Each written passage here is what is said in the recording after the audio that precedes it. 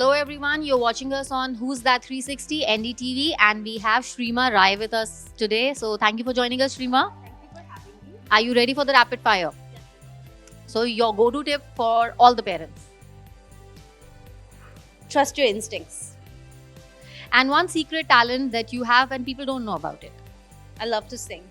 Okay, so your favorite part about being a content creator Creating. and one thing that you dislike. Creating even when you're not in the mood. Yeah. And you are part of the mom community, but you don't post much about parenting. You do a lot of stories, but we don't see that on your feed. So is that a deliberate effort or Absolutely. I think from the beginning, one of the reasons I started my page was that I love fashion and beauty and lifestyle and all of that. And I love sharing my tips and hacks.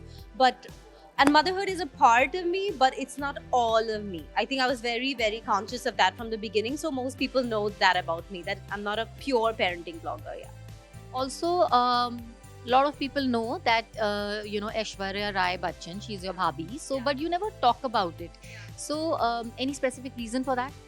I think right from the beginning, I did not want my page to become like a fan page. And I was very conscious that I wanted to build a community of my own. And maybe that's why. Yeah.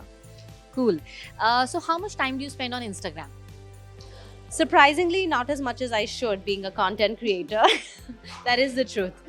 Because there's a lot of I spend a lot of time creating, conceptualizing, and also looking at edits and things like that. But I don't spend the whole day on Instagram. I definitely don't. Yeah. I cannot ask you, how do you detox? How do you do the social media detox? No, I detox a lot.